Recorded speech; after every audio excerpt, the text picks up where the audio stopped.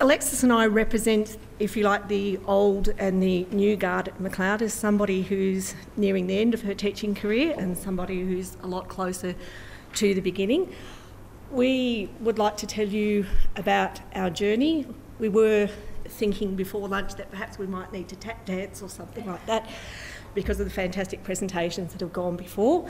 But just to give you a warts and all view of a school that has had some association with Ray for quite a while, that doesn't guarantee that we've actually got anywhere. So it's a warts and all story.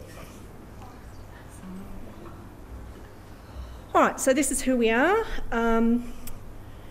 In departmental parlance, we're what's known as a coasting school. We've been happy and comfortable for a very long time. Our clientele has started to change a little bit, and some of our staff have found it very difficult to adjust to those changes.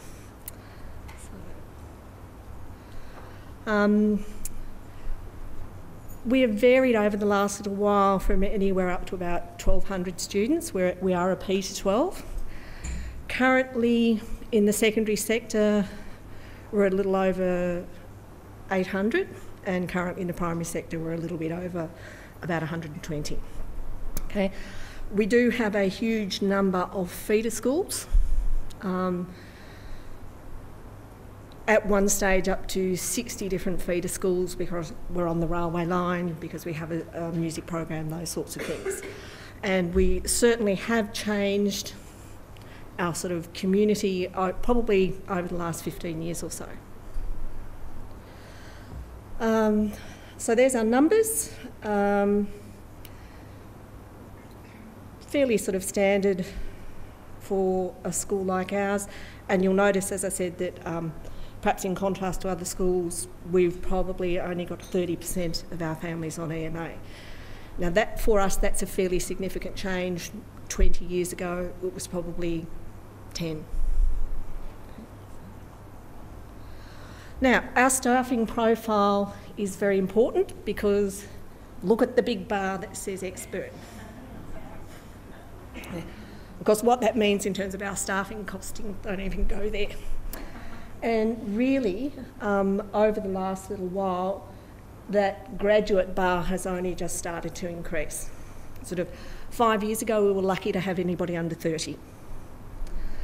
A lot of our teachers, within the next 5 years or so, will probably go out the top end. So there are significant patterns and systems that we need to set in place for the coming while for us. You may like to draw your own conclusions about what this might mean about achieving fundamental and groundbreaking change in a school like ours. Now, one of the things we did was survey the staff using one of Ray's surveys about the reasons for student misbehaviour. Now, the graph in itself probably doesn't mean a lot.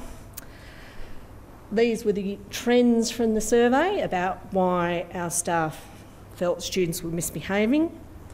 More importantly, these were the strongest trends. Okay? So, part of the problem for us, and I'll go on to the next sort of couple of ideas, is we know that standing up in the front of the classroom and going doesn't work. We know that relationships matter. We know that shouting doesn't get you anywhere. And yet, I'm the curriculum and learning leader, but I have a desk in the middle years office, so I'm exposed to a lot of the exit students and I often work with them. We know, and yet we continue to do it. So, what can we do better is a fundamental question for us. Okay, so because of our involvement with the achievement zones, through our strategic plan and our annual implementation plan, we kind of came up with a number of targets for us, and we tried to sort of fit those into achievement zones. I want to talk briefly about our history with developmental management and the fundamental question of why is it that PD sometimes doesn't work? Because that's a fundamental question for us. I can count 3 successive principals. Now, I've been at Macleod for a long time. I won't mention how long because, I want you to think I'm young and groovy. Over 3 successive principals, we've had some sort of relationship with Ray. And yet, the fundamental way in which some of our staff deal with our students hasn't changed. We had an acting principal for 3 terms this year, and he talked to me about it being a matter of perspective, in that our students were actually great kids. And at one stage he got so frustrated he offered to hire a bus and take our staff somewhere else so they could get some perspective on what was actually going on. Okay? So every time we have a PD with Ray, or if we have Joe Lang come in, everybody gets all fired up and they think Ray's very entertaining and they have a good day, and that somehow whatever we do, it doesn't seem to translate into the nitty-gritty of what's taking place in classrooms. And I'm not speaking for everybody, so everybody's enthusiastic, but we don't seem to be able to adopt the strategies wholesale. So the big question for us is, how do we actually change culture? And that's extremely difficult. So in terms of the IIZ, okay, we formed our PLTs, we've linked the work to the strategic and AIP. We've got regular, almost weekly meetings. We've got professional reading, professional discussion, professional development. We've got policies now. Now we have to move on to implementation. Now, the student engagement PLT, and we named it that, although our focus is developmental management, because as soon as you say developmental management at Macleod, everybody goes, yeah, oh, Ray, yep, we know. And yet we're not seeing evidence of the practice happening in classrooms. So we have used the impetus of the new Student Engagement Framework guidelines to start re-looking and revisiting what we do and using that as a new starting point for us. Okay. Now, Alexis, I'll hand over to you. Okay. Some apologies in case my voice breaks out. I had whooping cough this year and it hasn't quite recovered.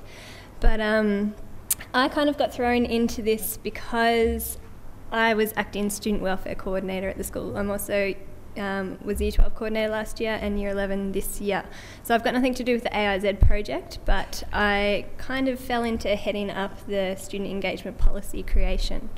So first thing was that Raymond Lewis came to us in April, and I actually hadn't heard of Raymond Lewis. I've been a teacher for 4 years at Macleod, but I didn't know the philosophies. I suppose we were using them, but we just didn't know what they were called and things like that. So it's been good to be able to put a name to what we've been doing, and this was the ideas that we started looking at. So the first thing Raymond said to us was that in Australia we have a culture where we have the right to be free from physical and emotional harm. We looked at the fact that that wasn't really happening a lot in these kids' family lives and in the society, especially with a lot of the violence that's been happening in the city. So we looked at why can't we make the school that safe environment. So our first reference point, I suppose, was the right for everyone to be physically and emotionally safe whilst at school. And we haven't just used the word student because we're talking about every member of the school community. We've had teachers feeling very unsafe in the past of our school. You probably heard our school on the news recently with the attack from one of the boys. So safety is a big thing at our school at the moment, although the majority of kids will say that they are feeling quite safe, but in the data it does come out that safety is a primary concern. Our school isn't that bad, as in we've got people carrying knives and batons and things like that, so don't have that perception of our school when we're going through this. And the other thing was that learning is the core business of a school, as one group said already. So our other right was that everyone has the right to be engaged in an optimal learning environment, and again that includes the teachers. They have a right to be there to teach.